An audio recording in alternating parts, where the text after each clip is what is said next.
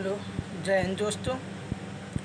कैसे हो आप सभी के द लर्निंग इंस्टीट्यूट TLI में स्वागत है।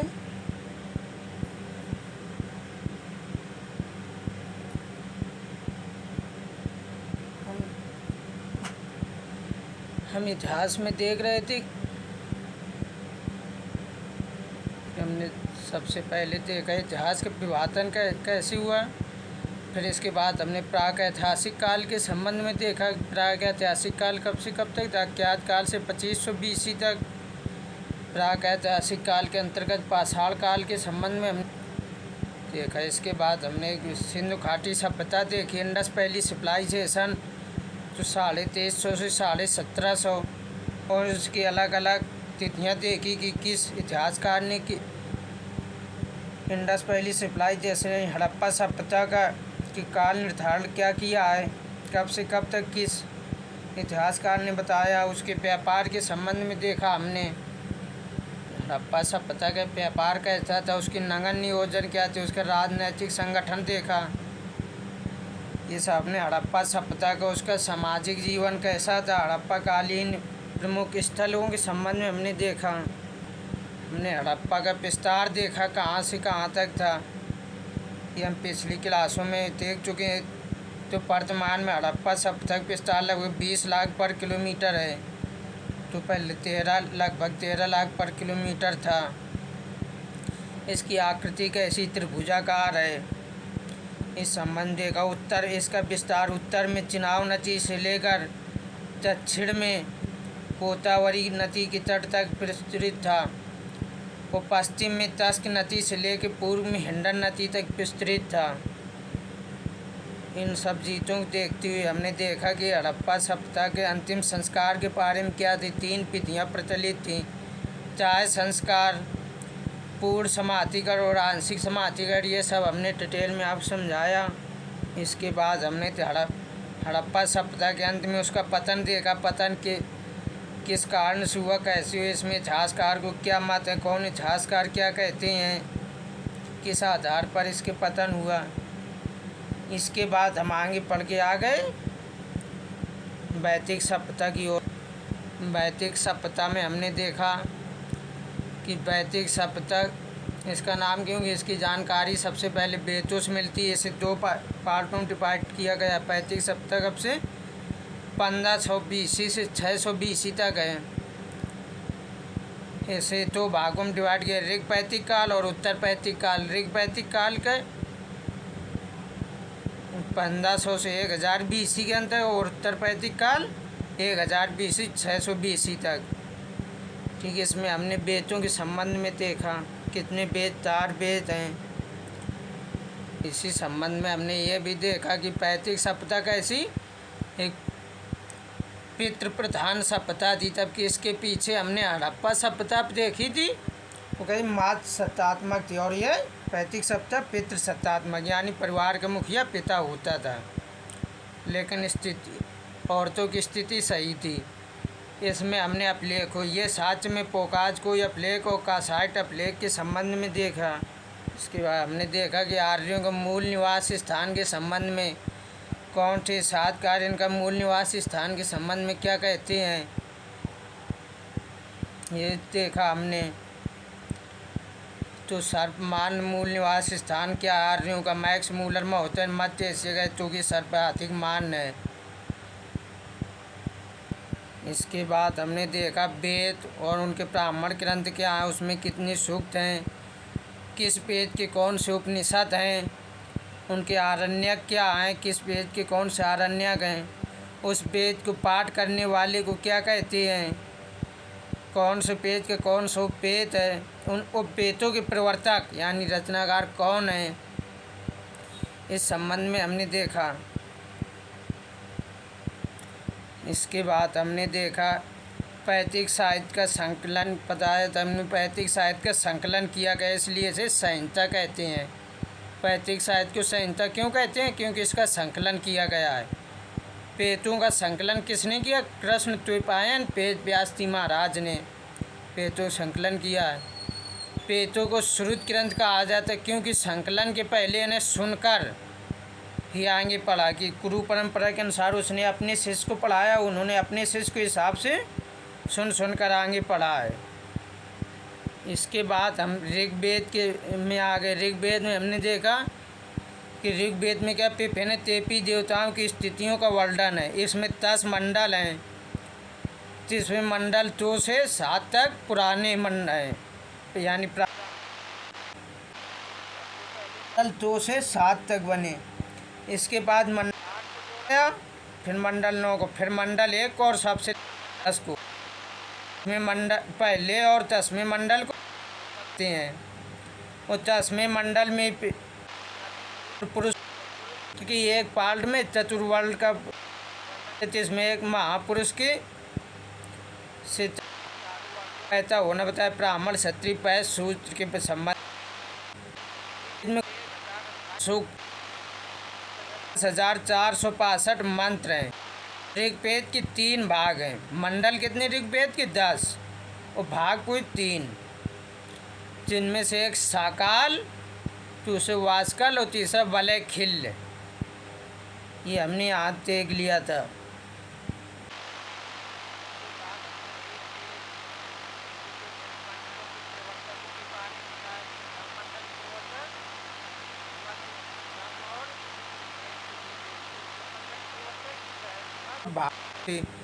तीसरे मंडल मित्र है। चौथे मंडल के वामदेव, जिसमें कृषि में अत्रि मुनि। छठे मंडल के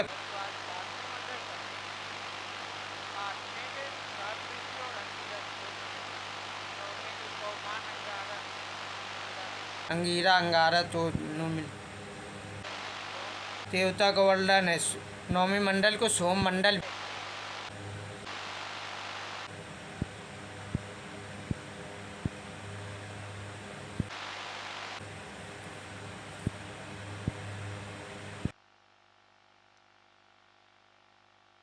दसवें मंडल को कई ऋषियों ने मिलकर किया है।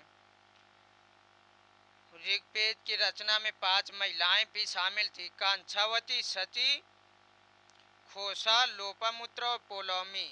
तो हम ये देख चुके हैं। इस शॉर्ट में हमने अभी तक तो पढ़ा है, उसका रिवीजन का है। अब आगे हम देखेंगे ऋग्वेद की रचना की तिथि के संबंध में।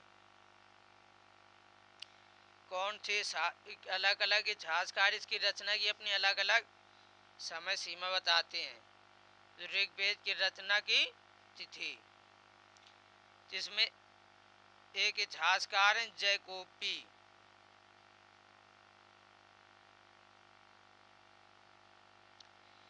जैकोपी महोदय के अनुसार ऋग्वेद की रचना 3000 BC के आसपास हुई है। 3000 BC के आसपास। और दूसरे मैक्स मूलर महोदय,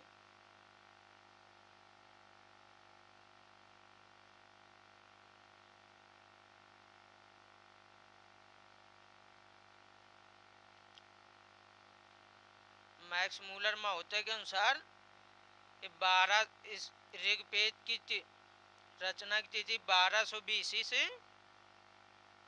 1000 BC के आसपास है। बीजी तिलक यानी बाल गंगाधर तिलक,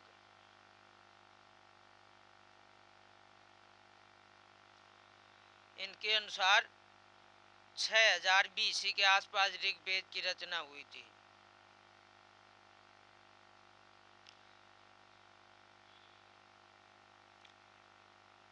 सर्पमान तिथि क्या है?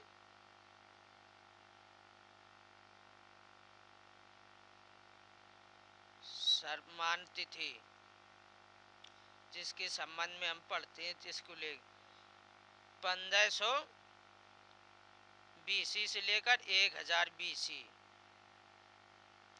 के आसपास ऋग्वेद की रचना हुई है। तो ये कुछ तिथियां थी।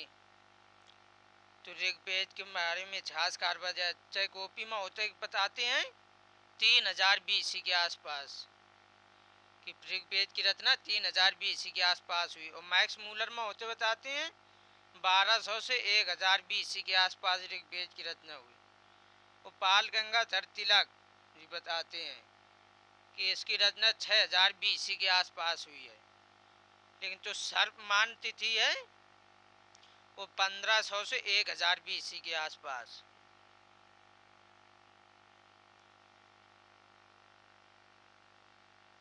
हम ऋग्वेद में उल्लेखित शब्द, ऋग्वेद में किन किन शब्दों कितनी बार उल्लेख हुआ है।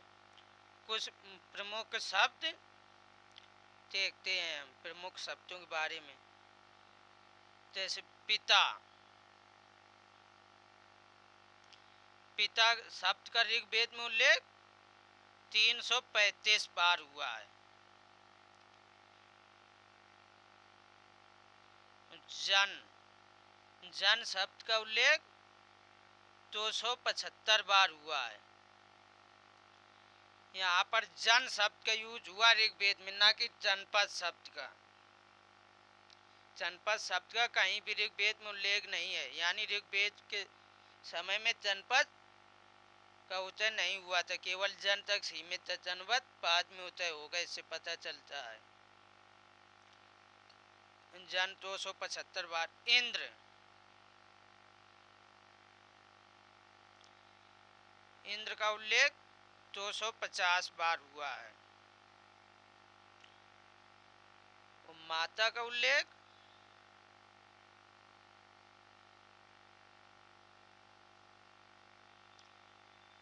माता शब्द का उल्लेख 234 बार। यानी पिता का महत्व कितना था, माता के इनके उल्लेख से उनके महत्व का पता चलता है। यानी पिता का 335 बार और माता का 234 बार, यानी महत्व उसका भी कम नहीं था, लेकिन पिता से कम था। इससे पता चलता है कि पितृ प्रधान समाज था। अश्व शब्द का उल्लेख 215 बार हुआ है। वो अग्नि का 200 बार हुआ है उल्लेख। गौ शब्द गाय के लिए 176 बार उल्लेख हुआ है।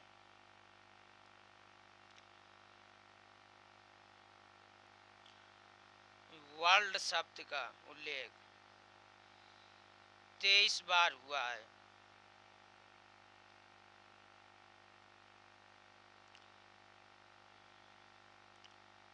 कृषि शब्द का 33 बार हुआ। गण का 46 बार हुआ है।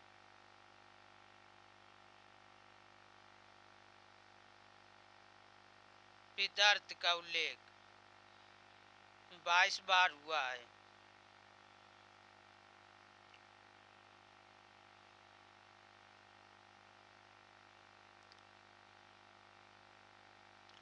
समिति का उल्लेख,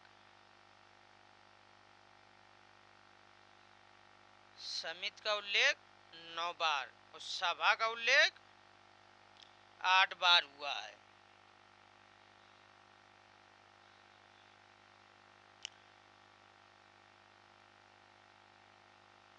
वैश्य, वैश्य शब्द का उल्लेख 1 बार हुआ है। सूत्र शब्द का उल्लेख भी 1 बार हुआ है। गंगा शब्द का उल्लेख 1 बार हुआ है। इसमें 2 शब्द छूट गए। छत्री,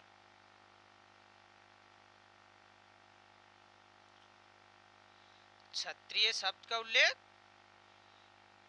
9 बार हुआ है। और यमुना का उल्लेख 3 बार हुआ है। इससे पता चलता कि यमुना नदी गंगा से अधिक महत्वपूर्ण थी उस समय, क्योंकि यमुना का प्रयोग ज़्यादा बार हुआ गंगा की जगह। तो आज तक यहीं तक क्लास रखते दोस्तों। क्लास कैसी लगी कमेंट करके ज़रूर बताएं। क्लास अच्छी लगी तो लाइक करें, चैनल को भी सब्सक्राइब नहीं किया सब्सक्राइब किया करें। जय हिंद, जय भारत।